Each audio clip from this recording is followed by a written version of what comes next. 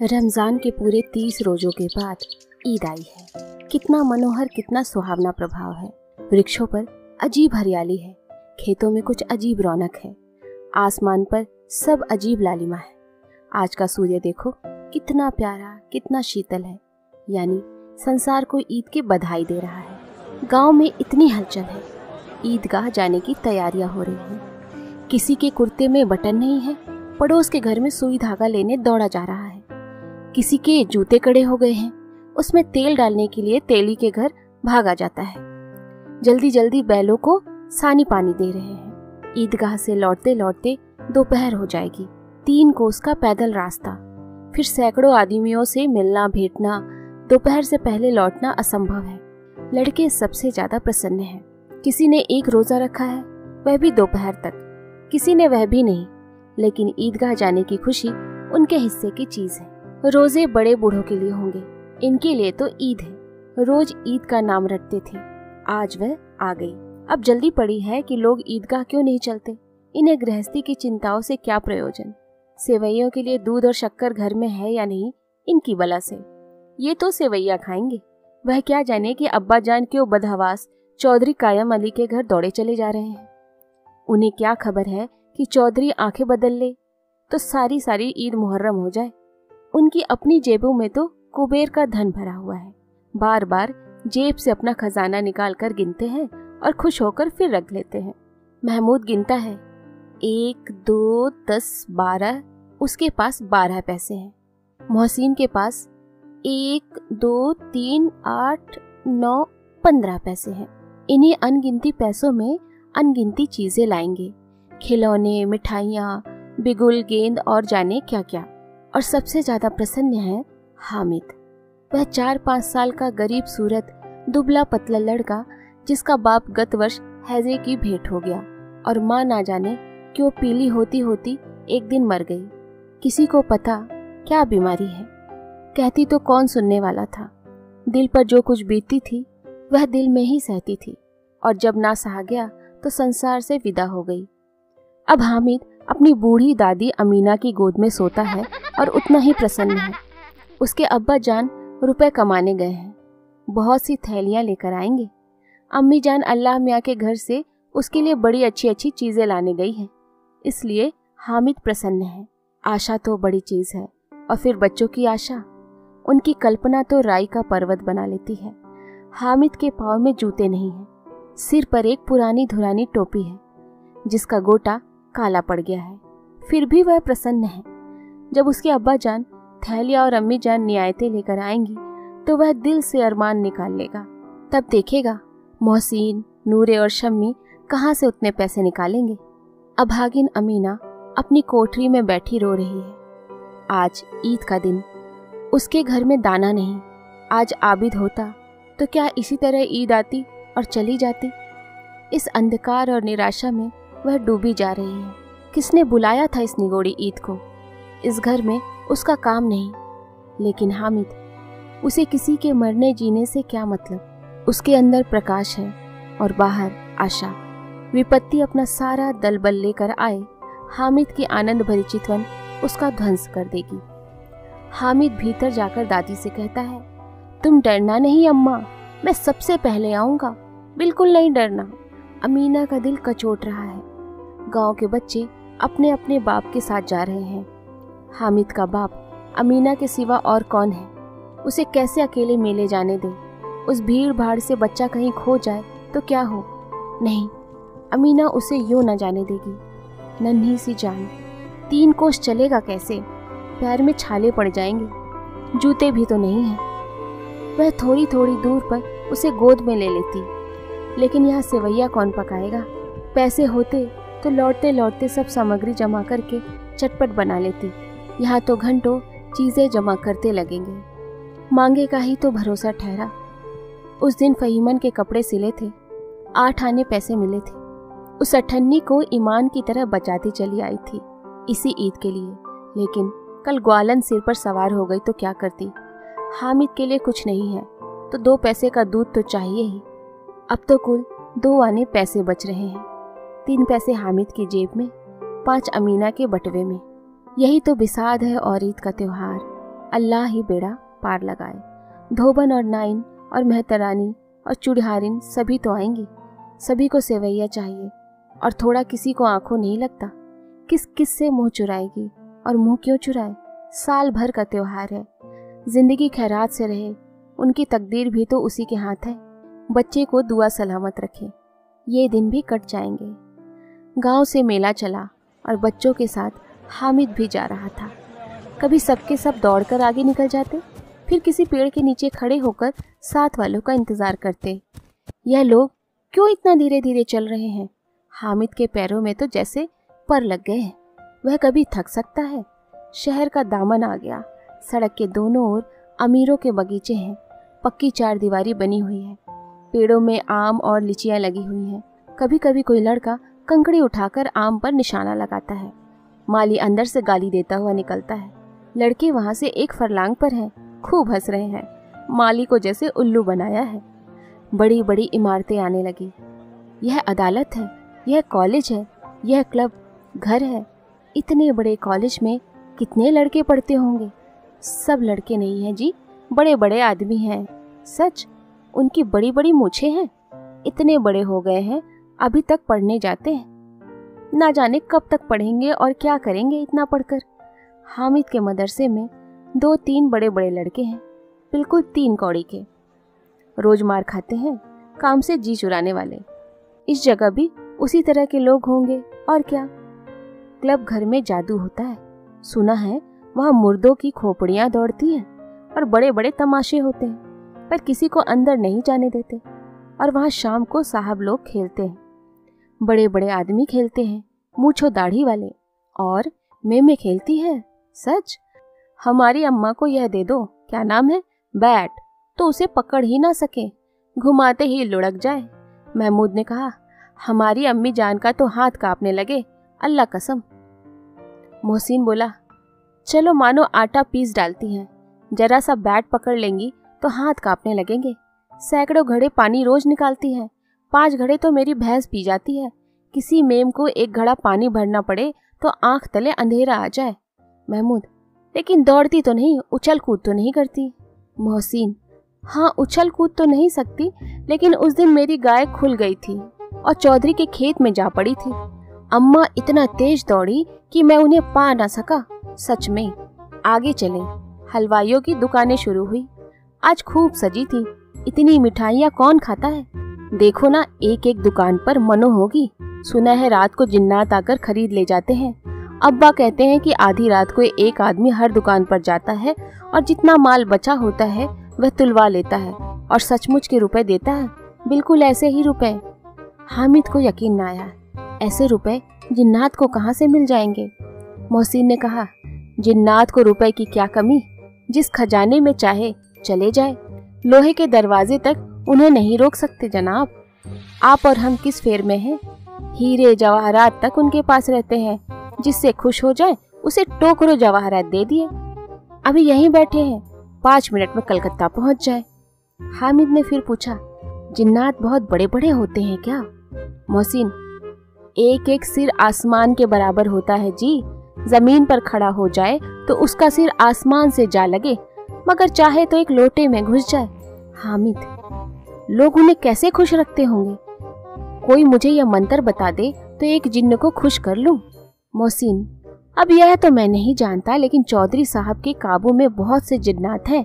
कोई चीज चोरी हो जाए, चौधरी साहब उसका पता लगा लेंगे और चोर का नाम बता देंगे। जुमराती का बछवा उस दिन खो गया था।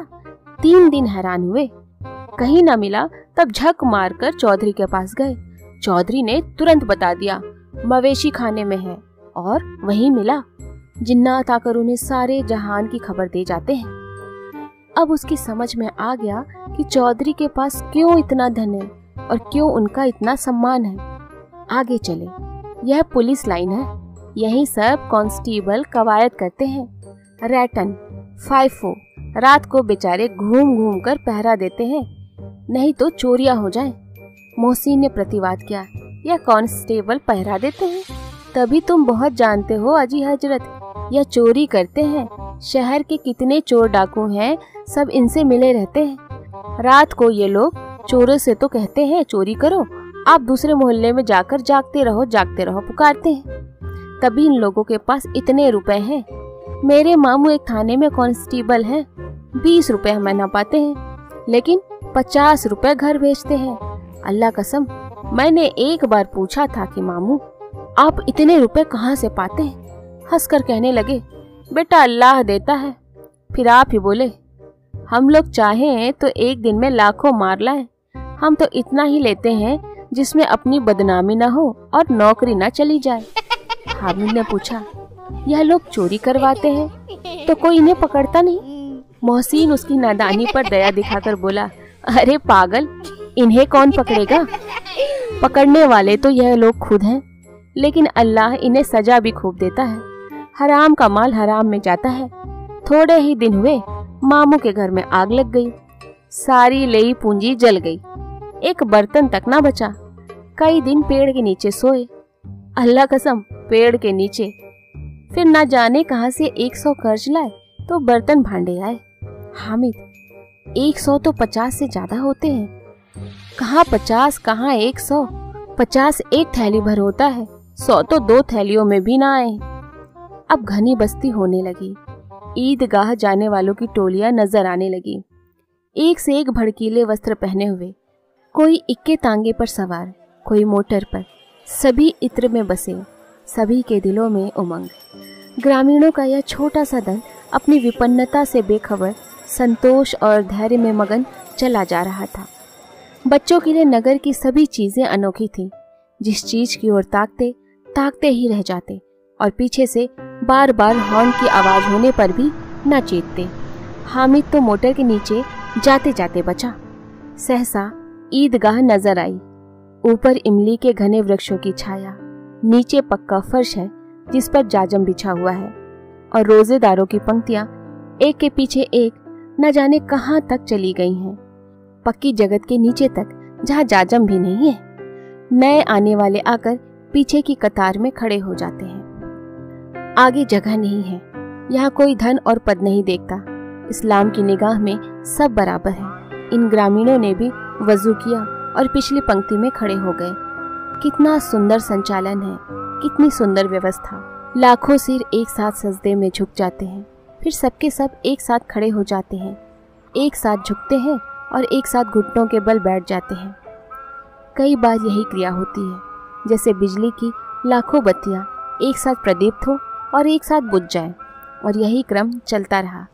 कितना अपूर्व दृश्य था, जिसकी सामूहिक क्रियाएं, विस्तार और अनंतता हृदय को श्रद्धा, गर्व और आत्मानंद से भर देती थी। मानो भ्रातृत्व का एक सूत्र इन समस्त आत्माओं को एक लड़ी में पिरोए हुए है। नमाज खत्म हो गई, लोग आपस में गले मिल रहे हैं। तब मिठाई और खिलौनों की दुकान पर धावा होता है। ग्रामीणों का यह दल इस विषय में बालकों से कम उत्साही नहीं है। यह देखो, हिंडोला है, 1 पैसा देकर चढ़ जाओ। कभी आसमान पर जाते हुए मालूम होंगे, कभी जमीन पे गिरते हुए। यह चरखी है, लकड़ी के हाथी घोड़े ऊंट छड़ों में लटके हुए हैं। 1 पैसा देकर बैठ जाओ और 25 चक्करों का मजा लो।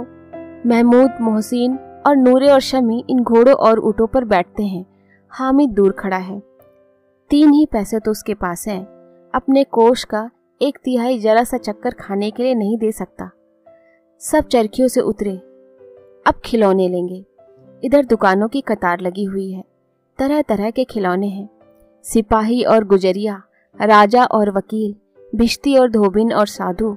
वाह, कितने सुंदर खिलौने हैं। अब बोलना ही चाहते हैं।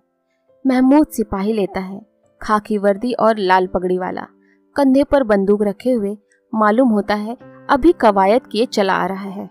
मोहसिन को भिश्ती पसंद आई, कमर झुकी हुई है, ऊपर मशक रखे हुए हैं। मशक का मुंह एक हाथ से पकड़े हुए है, कितना प्रसन्न है, शायद कोई गीत गा रहा है। बस मशक से पानी उड़ेलना ही चाहता है। नूरे को वकील से प्रेम है। कैसी विद्वमता है उसके मुख पर। काला चोंगा, नीचे सफेद अचकन, अचकन के सामने की जेब में घड़ी, सुनहरी जंजीर, एक हाथ में कानून का पोथा लिए हुए। मालूम होता है अभी किसी अदालत से जीरा या बहस किए चले आ रहा है। यह सब 2-2 पैसे के खिलौने हैं। हामिद के पास कुल 3 पैसे हैं। इतने महंगे खिलौने वह कैसे ले? खिलौना कहीं हाथ से छूट पड़े तो चूर चूर हो जाए, जरा पानी पड़े तो सारा रंग घुल जाए। ऐसे खिलौनों को लेकर वह क्या करेगा? किस काम के ये खिलौने? मोहसिन कहता है, मेरा भिश्ती रोज पानी दे जाएगा सांझ सवेरे महमूद, और मेरा सिपाही घर का पहरा देगा। कोई चोर आएगा तो फौरन बंदूक से फायर कर देगा। नूरे, और मेरा वकील खूब मुकदमा लड़ेगा। शमी, अब मेरी धोबिन रोज कपड़े धोएगी। हामिद खिलौनों की निंदा करता है। मिट्टी ही के तो हैं, गिरे तो चकनाचूर हो जाए। लेकिन ललचाई हुई आंखों से खिलौनों को देख रहा है और चाहता है कि जरा देर के लिए ही उन्हें हाथ में ले सकता।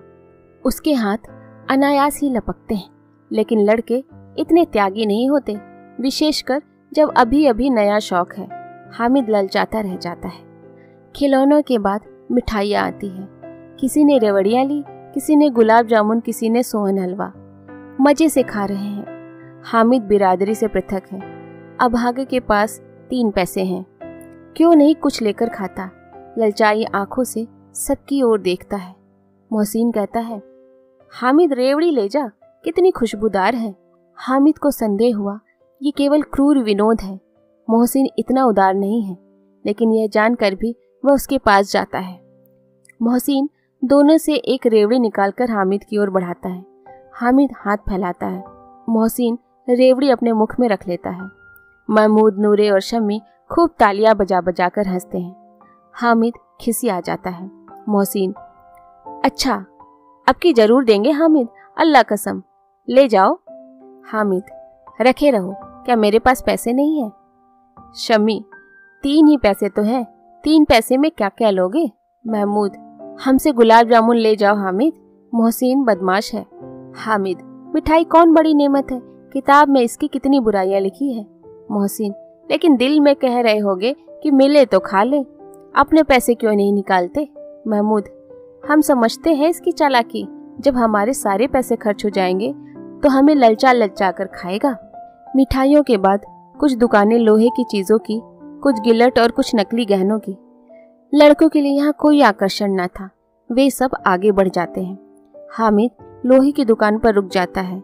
कई चिमटे रखे हुए थे। उसे ख्याल आया, दादी के पास चिमटा नहीं है। तवे से रोटियां उतारती हैं तो हाथ जल जाता है। अगर वह चिमटा ले जाकर दादी को दे दे तो वह कितना प्रसन्न होगी, फिर उनकी उंगलियां कभी न जलेंगी। घर में एक काम की चीज हो जाएगी। खिलौने से क्या फायदा, व्यर्थ में पैसे खराब होते हैं। जरा देर ही तो खुशी होती है, फिर तो खिलौने को कोई आंख उठाकर भी नहीं देखता। यह तो घर पहुंचते पहुंचते टूट फूट बर्बाद हो जाएंगे। या छोटे बच्चे जो मेले में नहीं आए हैं जिद कर कर ले लेंगे और तोड़ डालेंगे। चिमटा कितने काम की चीज है। और रोटियां तवे से उतार लो, चूल्हे में सेक लो। कोई आग मांगने आए तो चटपट चूल्हे से आग निकालकर उसे दे दो।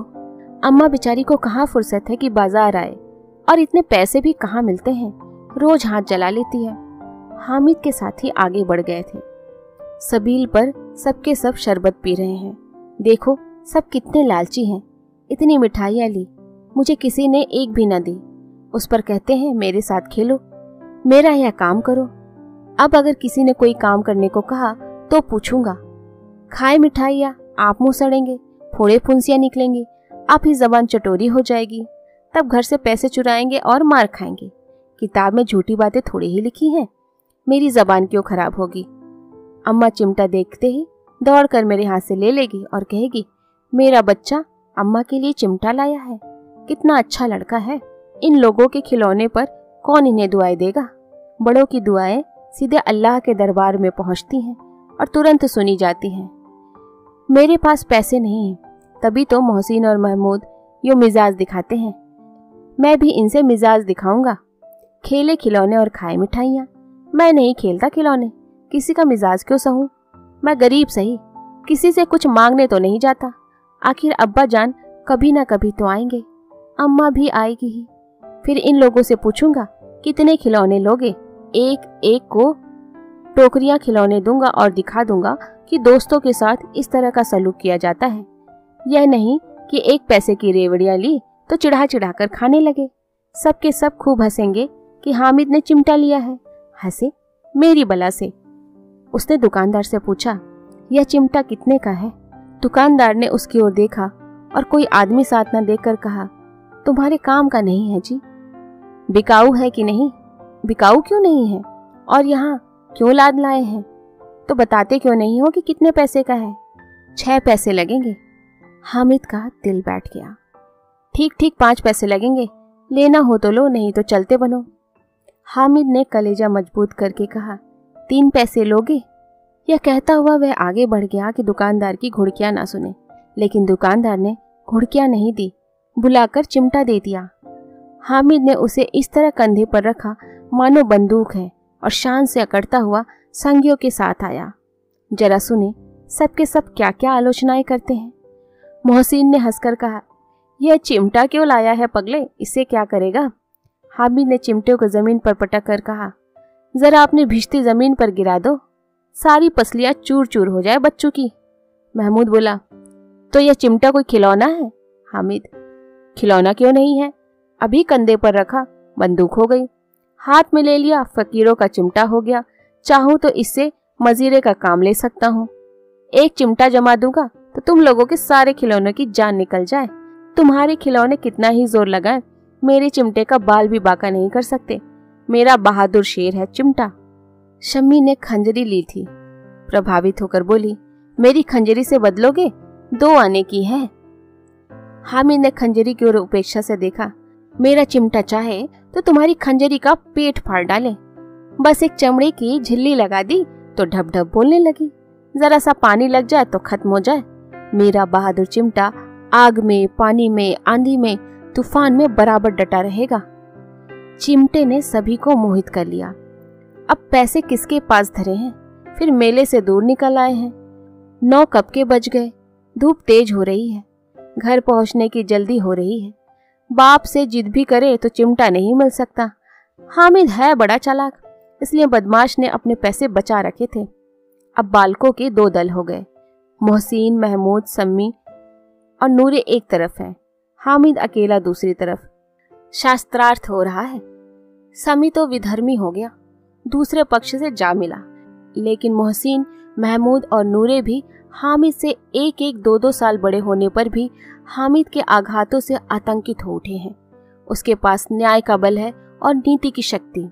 एक ओर मिट्टी है, दूसरी ओर लोहा, जो इस वक्त अपने को फौलाद कह रहे हैं। वह अजय है, घातक है। अगर कोई शेर आ जाए तो मियाँ भिश्ती के छक्के छूट जाए, मियाँ सिपाही मिट्टी की बंदूक छोड़कर भागे, वकील साहब की नानी मर जाए और चोंगे में मुंह छिपाकर जमीन पर लेट जाए, मगर यह चिमटा, यह बहादुर, यह रुस्तमे हिंद लपक कर शेर की गर्दन पर सवार हो जाएगा और उसकी आंखें निकाल लेगा। मोहसिन ने एड़ी चोटी का जोर लगाकर कहा, अच्छा पानी तो नहीं भर सकता। हामिद ने चिमटे को सीधा खड़ा करके कहा, भिश्ती को एक डांट बताएगा तो दौड़ा हुआ पानी लेकर उसके द्वार पर छिड़कने लगेगा। मोहसिन परास्त हो गया, पर महमूद ने कुमुक पहुंचाई, अगर बच्चा पकड़ जाए तो अदालत में बंधे बंधे फिरेंगे, तब तो वकील साहब के पैरों पड़ेंगे। हामिद इस प्रबल तर्क का जवाब न दे सका। उसने पूछा, हमें पकड़ने कौन आएगा? नूरे ने अकड़ कर कहा, यह सिपाही बंदूक वाला। हामिद ने मुंह चिढ़ा कर कहा, यह बेचारे हम बहादुर रुस्तमे हिंद को पकड़ेंगे। अच्छा लाओ, अभी जरा कुश्ती हो जाए, इसकी सूरत देखकर दूर से भागेंगे, पकड़ेंगे क्या बेचारे। मोहसिन को एक नई चोट सूझ गई, तुम्हारे चिमटे का मुंह रोज आग में जलेगा। उसने समझा था कि हामिद लाजवाब हो जाएगा, लेकिन यह बात न हुई। हामिद ने तुरंत जवाब दिया, आग में बहादुर ही कूदते हैं जनाब। तुम्हारे यह वकील, सिपाही और भिश्ती लौंडियों की तरह घर में घुस जाएंगे। आग में कूदना वह काम है जो यह रुस्तमे हिंद ही कर सकता है। महमूद ने एक जोर लगाया, वकील साहब कुर्सी मेज पर बैठेंगे, तुम्हारा चिमटा तो बावर्ची खाने में जमीन पर पड़ा रहेगा। इस तर्क ने शम्मी और नूरे को भी सजीव कर दिया। कितने ठिकाने की बात कही है पट्टे ने। चिमटा बावर्ची खाने में पड़ा रहने के सिवा और कर क्या सकता है। हामिद को कोई फड़कता हुआ जवाब न सूझा तो उसने धांधली शुरू की, मेरा चिमटा बावर्ची खाने में नहीं रहेगा। वकील साहब कुर्सी पर बैठेंगे तो जाकर उन्हें जमीन पर पटक देगा और उनका कानून उनके पेट में डाल देगा। बात कुछ बनी नहीं, खासी गाली गलौज थी, लेकिन कानून के पेट में डालने वाली बात छा गई। ऐसी छा गई कि तीनों सूरमा मुंह ताकते रह गए। मानो कोई धेलचा कनकौआ किसी गंडे वाले कनकौवे को काट गया हो। कानून मुंह से बाहर निकलने वाली चीज है, उसको पेट के अंदर डाल दिया जाए तो बेतुकी सी बात होने पर भी कुछ नयापन रखती है। हामिद ने मैदान मार लिया। उसका चिमटा रुस्तमे हिंद है। अब इसमें मोहसिन, महमूद, नूरे, शिम्मी किसी को भी आपत्ति नहीं हो सकती। विजेता को हराने वालों में से जो सत्कार मिलना स्वाभाविक है वह हामिद को भी मिला। औरों ने 3-3, 4-4 आने पैसे खर्च किए पर कोई काम की चीज ना ले सके। हामिद ने 3 पैसे में रंग जमा लिया। सच ही तो है, खिलौनों का क्या भरोसा, टूट फूट जाए। हामिद का चिमटा तो बना रहेगा बरसों। संधि की शर्तें तय होने लगी। मोहसिन ने कहा, जरा अपना चिमटा दो, हम भी देखें। तुम हमारा भिश्ती लेकर देखो। महमूद और नूरे ने भी अपने अपने खिलौने पेश किए। हामिद को इन शर्तों को मानने में कोई आपत्ति न थी। चिमटा बारी बारी से सबके हाथों में गया और उनके खिलौने बारी बारी से हामिद के हाथ में आए। कितने खूबसूरत खिलौने हैं। हामिद ने हारने वालों के आंसू पोंछे। मैं तो बस तुम्हें चिढ़ा रहा था। सच, यह चिमटा भला इन खिलौनों की क्या बराबरी करेगा। मालूम होता है अब बोले। लेकिन मोहसिन की पार्टी को इस दिलासे से संतोष नहीं होता। चिमटे का सिक्का खूब बैठ गया था। चिपका हुआ टिकट अब पानी से नहीं छूट रहा है। मोहसिन, लेकिन इन खिलौनों के लिए कोई हमें दुआ तो ना देगा। महमूद, दुआ को लिए फिरते हो, उल्टे मार ना पड़े। अम्मा जरूर कहेगी कि मेले में यही मिट्टी के खिलौने मिले। हामिद को स्वीकार करना पड़ा कि खिलौनों को देखकर किसी की माँ इतनी खुश ना होगी जितनी दादी चिमटे को देखकर होगी। 3 पैसे ही में तो उसे सब कुछ करना था और उन पैसों के इस उपयोग पर पछतावे की बिल्कुल जरूरत न थी। फिर अब तो चिमटा रुस्तमे हिंद है और सभी खिलौनों का बादशाह। रास्ते में महमूद को भूख लगी। उसके बाप ने केले खाने को दिए। महमूद ने केवल हामिद को साझी बनाया। उसके अन्य मित्र मुंह ताकते रह गए। यह उस चिमटे का प्रसाद था। 11 बजे गांव में हलचल मच गई। मेले वाले आ गए।